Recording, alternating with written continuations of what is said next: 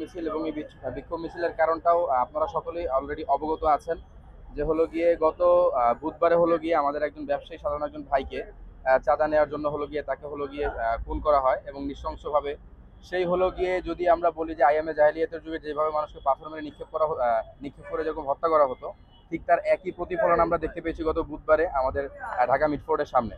তো আমরা আসলে বলতে চাই 24-এর পরবর্তী সময় হলো এই দেশের সন্ত্রাসবাদের, এই দেশে কোনো প্রকারের উগ্রবাদের কোনো স্থান এই বাংলাদেশে হবে না। এবং আমরা সজাগ আছি। জুলাই চলে যায়নি, জুলাই বারবার ফিরে আসবে। যতবার সন্ত্রাসবাদকে আপনারা বিভিন্নভাবে বিভিন্ন দলের বিভিন্ন ব্যানারে আপনারা ফিরিয়ে নিয়ে আসবেন, ঠিক ততবারই হলো গিয়ে জুলাই হলো গিয়ে এই শিক্ষার্থীদের ছাত্র জনতার ব্যানারে আবার সেই রাজপথে চলে আসবে। এবং আমরা স্পষ্ট ভাষায় বলতে চাই, এই 24-এর পরবর্তী যে সময়, এই সময় হলো গিয়ে কোনো দলীয় আন্ডারে যে দল, যে মত, যারা হলো গিয়ে চাঁদাবাজদের, যারা হলো গিয়ে সন্ত্রাসবাদের, যারা হলো আশকারা দিবে, তাদেরকে আমরা দলীয়ভাবে তাদেরকে আমরা বয়কট করব। তাদেরকে হলো দলীয়ভাবে হলো গিয়ে আমরা প্রত্যাখ্যান করব এবং আমরা হলো তাদেরকে দলীয়ভাবে হলো গিয়ে মানুষ থেকে হলো গিয়ে বিচ্ছিন্ন করে দিব। কারণ কোনো সন্ত্রাসবাদের কোনো ঠাঁই এই বাংলার জমিনে আওয়ামী লীগের পরবর্তী সময়ে, সেই সন্ত্রাসের পরবর্তী সময়ে, স্বৈরাচারের পরবর্তী সময়ে, বর্তমান সময়ে কোনো ধরনের কোনো স্বৈরাচারী আচরণ, সন্ত্রাসবাদী আচরণ, চাঁদাবাজের আচরণ, কোনো ধরনের উগ্রবাদী আচরণ এই বাংলাদেশের ছাত্র জনতা মেনে নিবে না। একটা নতুন যে বাংলাদেশে গড়ার কথা বলছিলাম, সেখানে আসলে কতটুকু সেদিকে অগ্রসর হয়েছি বা বর্তমান পরিস্থিতি নিয়ে আপনাদের আসলে নতুন ভাবনা কি?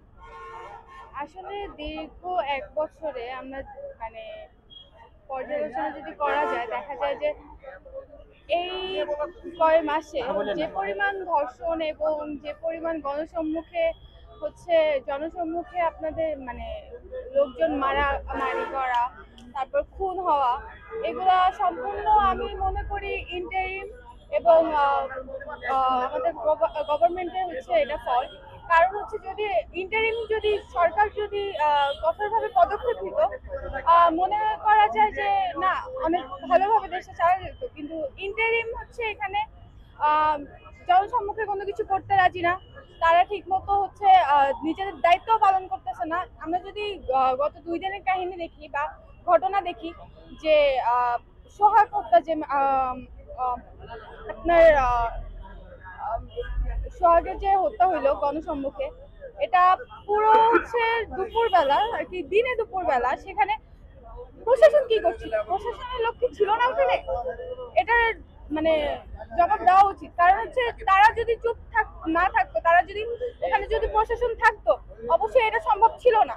এখানে অবশ্যই প্রশাসনের গাফিলতি আছে। তাহলে তারা কি করছে? ঠিক আছে, মানে দুর্বলতা কার দেখছে?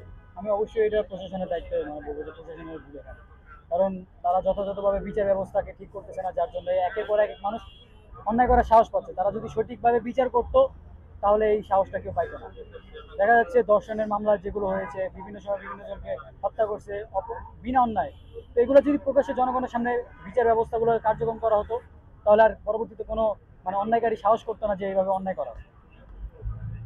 আচ্ছা, আপনার সাথে একটু আমরা বাংলাদেশকে একটা নতুন স্বাধীনতার কথা আমরা শুনিয়েছি। নতুন স্বাধীনতা বলতে বাংলাদেশ থেকে চাঁদাবাজি, হত্যা, রাহাজানি, সন্ত্রাস সবকিছু বাংলাদেশ থেকে সরে যাবে, সেটাই আমাদের লক্ষ্য ছিল, সেটাই আমাদের উদ্দেশ্য ছিল।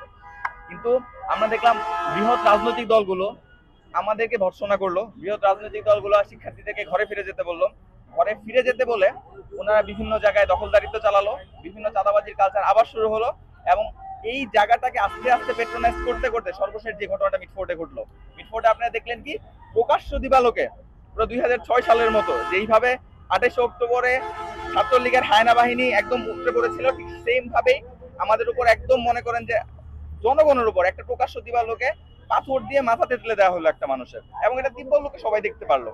আর এই ঘটনার পরিপ্রেক্ষিতে আমরা বললাম কি যে আমরা আসলে যে স্পিরিট নিয়ে জুলাই করেছিলাম, সেই স্পিরিটটা হারিয়ে যেতে বসেছে। কিন্তু সেটা তো আমরা হতে দিতে পারি না। 2000 শহীদের লাশ, 2000 শহীদের আমানত তো আমাদের কাছে আছে।